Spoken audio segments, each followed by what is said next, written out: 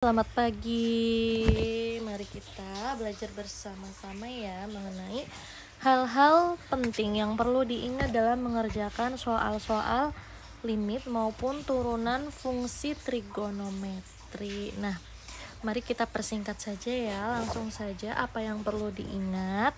Yang pertama adalah kita harus ingat bahwa untuk mengerjakan soal limit itu bisa digunakan cara substitusi. Jadi intinya kalau ada soal yang terlihat itu sulit untuk disederhanakan gitu, pertama-tama kamu gunakan cara substitusi terlebih dahulu. Siapa tahu work gitu ya. Nah, kalau tidak work nanti berarti kita harus cermati apakah soal tersebut harus menggunakan cara pemfaktoran. Begitu. Nah, metode untuk memfaktorkan itu juga ada beberapa jenis ya. Misalnya, nih kalau ada soal limit X mendekati 2 untuk sin X min 2, kemudian yang bawah itu X kuadrat min 2X, berarti kamu harus memfaktorkan yang bagian yang bawah ini menjadi apa agar mengandung angka yang seperti di sinnya ini, yaitu X min 2. Berarti nanti kita harus mengeluarkan X-nya. X keluar, tinggal X min 2, yang atas sin X min 2. Nah, begini baru nanti kita bisa menggunakan cara sifat. Ini kita jodohkan yang sebelah sini, begitu ya. Nah, kemudian langkah berikutnya, yang X ini kita substitusikan, berarti menjadi 1/2. Yang sin X min 2 per X min 2 itu jadi 1, sehingga jawabannya setengah, begitu ya. Nanti kalau ada soal seperti itu silakan kalian faktorkan saja, dan jangan lupa X nya disubstitusikannya dengan angka yang di sebelah sini. Ini angka berapa, begitu. Kemudian selain dua cara tersebut, ada juga cara tadi kita sudah melakukannya sebetulnya, yaitu dengan mengingat-ingat sifat-sifat limit seperti yang ada di sini. Sin yang ini ya, sin X min 2 per X min 2 itu jadinya 1, begitu. Nanti kalian buka lagi sifat-sifat limit ada apa saja, model-modelnya kamu ingat-ingat. Kemudian nanti ada juga jenis soal limit itu yang harus kita misalkan. Oh, tadi dicatat dulu ya, yang ketiga tadi bisa dengan cara sifat limit. Nah, yang keempat cara memisalkan. Ini khususnya untuk limit yang X-nya mendekati tak hingga. Misalnya di sini sin berapa ya? 1/X dibagi tangan 5/X seperti ini. Nah, kita misalkan terlebih dahulu. Apa yang dimisalkan? Yang dimisalkan adalah kalau di sini ada 1/X ya, kita misalkan 1/X sebagai P, sehingga nanti 1/P itu sama dengan X. Kalau X-nya mendekati tak hingga, ini 1 dibagi tak hingga, nanti P-nya akan mendekati 0. Nah, dari sini kita ubah soalnya menjadi limit P mendekati 0, sin 1/X tadi itu P, kemudian tangan 5/X ya, berarti tangan 5 5P. Kok bisa seperti itu?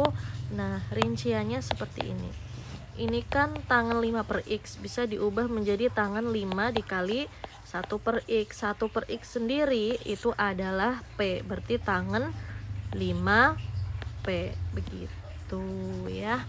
Kamu jangan bingung besok kalau ada soal yang seperti ini. Dan soal yang seperti ini cukup populer, artinya besok akan lebih dari satu begitu soal yang perlu cara memisalkan. Selanjutnya ini setelah diubah soalnya menjadi limit P mendekati 0, sin P dibagi tangan 5P, kita sudah familiar dengan sin P per tangan 5P itu berdasarkan sifat limit itu bisa diubah jadi 1/5 begitu. Dan begitulah jawabannya ya. Nanti pokoknya kalau ada limit X mendekati tak hingga, terus modelan soalnya itu ada 1/X, 5/X, itu langsung dimisalkan saja. Kemudian yang keempat, kalau kita ketemu soal yang bentuknya itu akar. Contohnya seperti yang kemarin ada di soal UAS. Yang seperti ini ya, soal UAS nomor 2 ini bentuknya akar. Yang atas akar, bawah akar. Kamu langsung saja masukkan limitnya ke dalam akar seperti ini, sehingga nanti kamu hitung nilai limitnya dulu. 4 dibagi 2 itu 2, itu masih di dalam akar, jadinya jawabannya akar 2 seperti itu ya. Jadi masukkan limitnya ke dalam akar. Namun ada juga soal limit dalam bentuk akar itu yang modelannya seperti ini. Misal apa ya,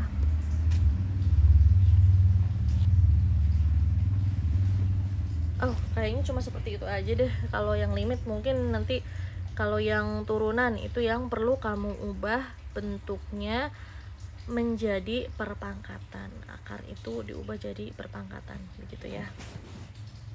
Ini tadi yang keempat, limit yang bentuk akar. Tadi kuncinya adalah limit dimasukkan, limitnya dimasukkan ke akar.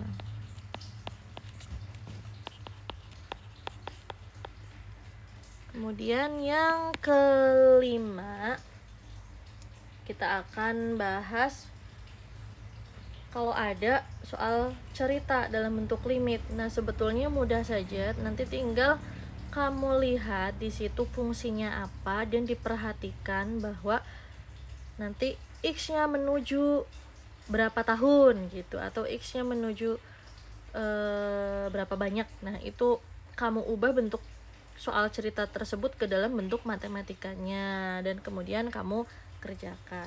Kemudian kalau ada kata-kata misal X akan mencapai jumlah tertentu dan tidak bertambah lagi.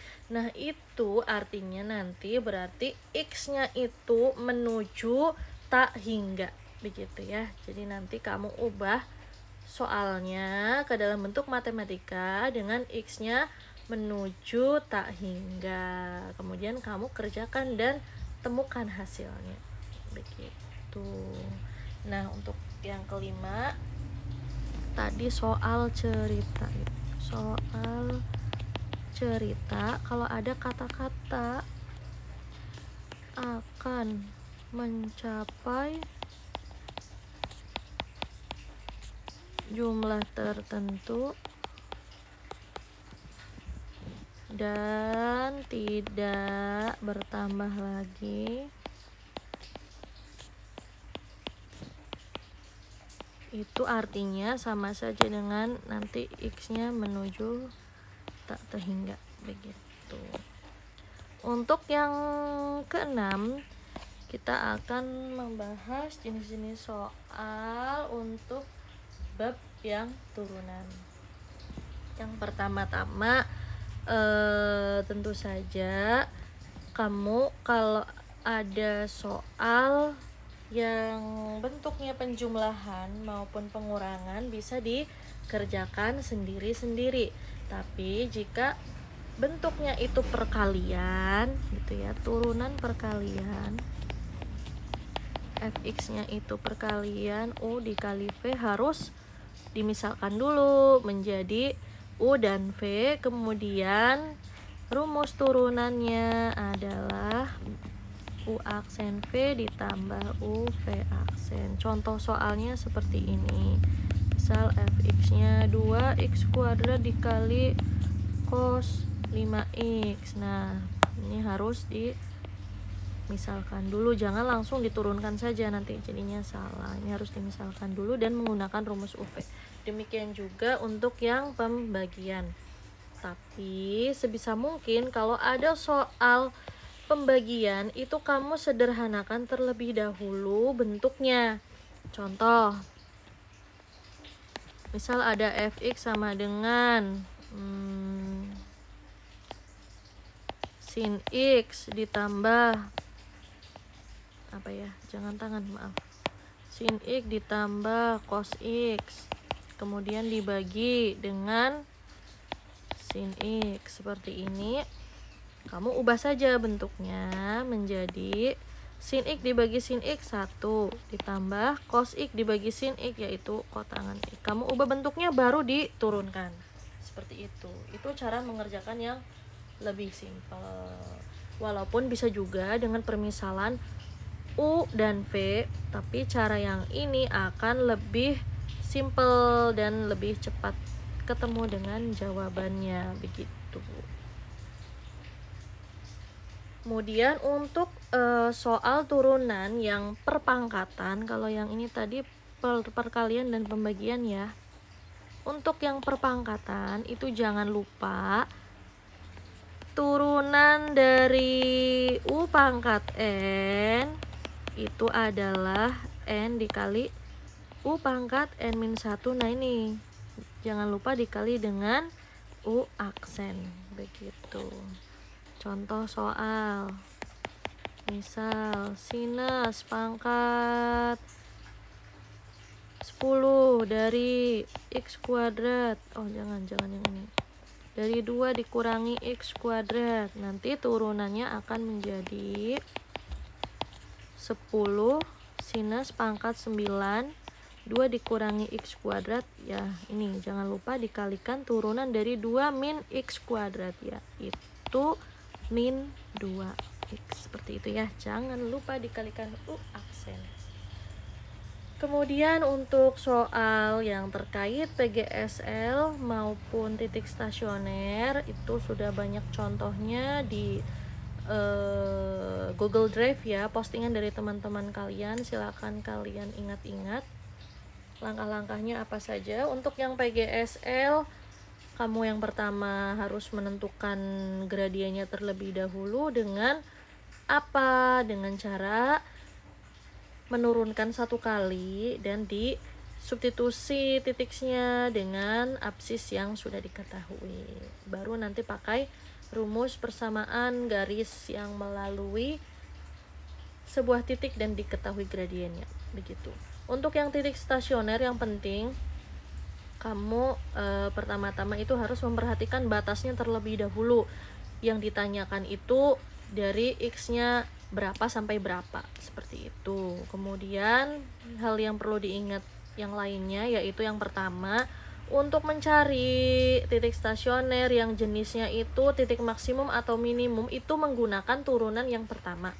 Tapi kalau untuk mencari yang jenisnya titik belok itu turunan yang kedua. Seperti itu saja ya. Silakan selamat berlatih soal-soal, silakan bisa mengerjakan soal-soal pada LKS maupun soal dari sumber yang lainnya.